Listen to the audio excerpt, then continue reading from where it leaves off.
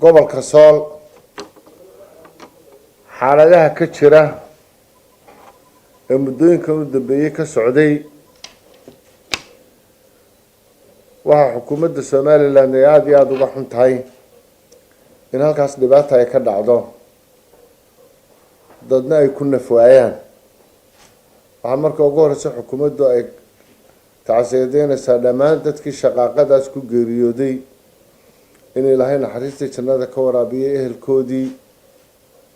iyo qaraabadoodiina samir iyo iimaan Ilaahay ka siiyo dadkii dhaawacmayna Ilaahay uga boogadhayo arrintaas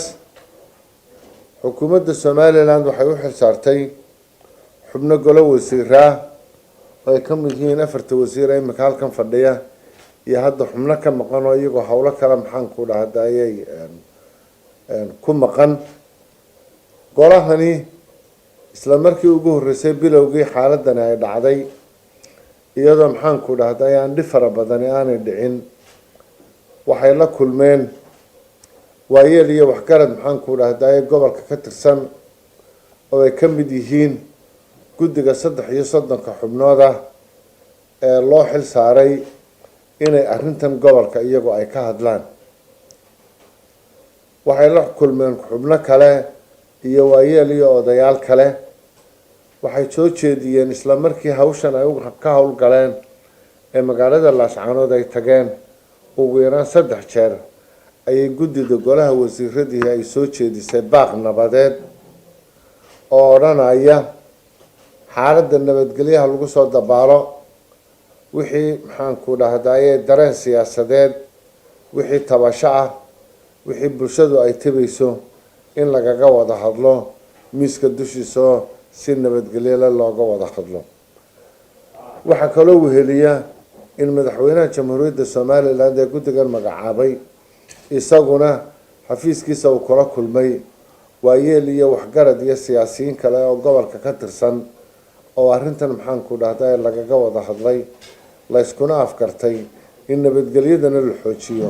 wada hadalna maxaan ku dhahday la isugu yimaado madaxweynuhu uu sii daayay baaq nabadeed oo ah in nabad lagu wada noolaado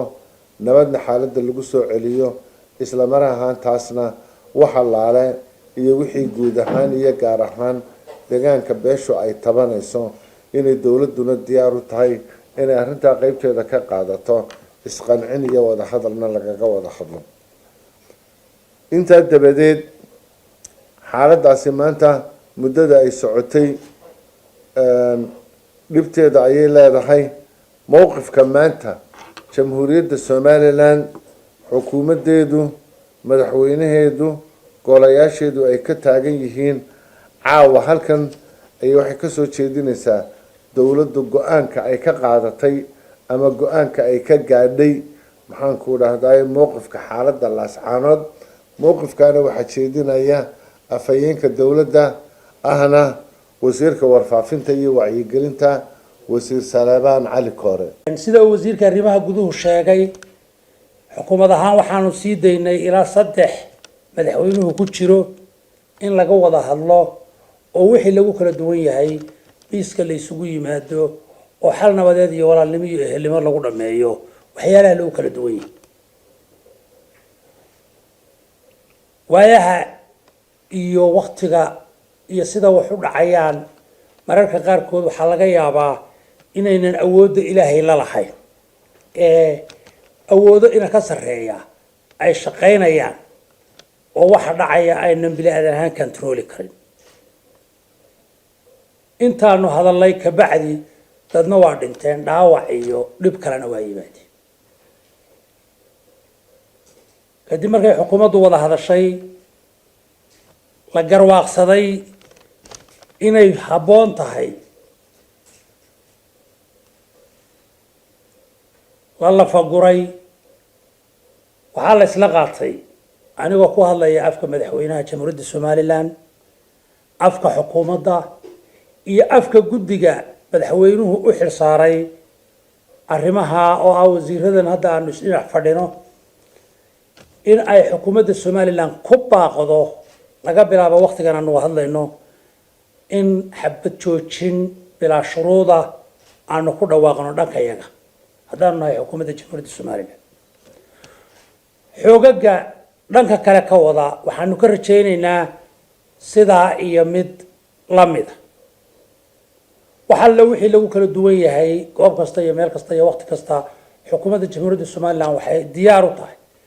in ay arrintaa miiska wada hadalka timaado oo laga wada hadlo waxa lagu kala duwan yahay waxaan kaga ambabaxayaa hadalkayga dhibaatada jirtaa hadba meesha markaa ay taagan tahay ayay ugu yartahay maanta halka ay taagan tahay haddaynu ku afqabanno kulligeen guul baynu wada joognaa ma wixii loo dhaafaaba waa khasaare ka badan ama ka ballaadhan kii hore annagoo aan dhan kasta uu taabanaya khasaaraha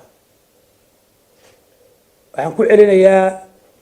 dowladda jamhuuriyadda somalilan waxay diyaar u tahay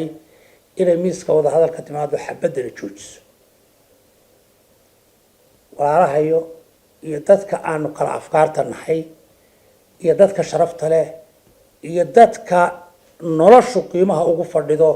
iyo dadka hogaamiya ee karaamada iyo sharafta leh ee arrintani dhibayso waxaanu iyagana ka filaynaa inay go'aamada kuwa la mida qaataan oo ay xabadda bilaa shuruud ku joojiyaan miiskana la isugu yimaado lagana wada hadlo wixii aynu ku kala duwannahay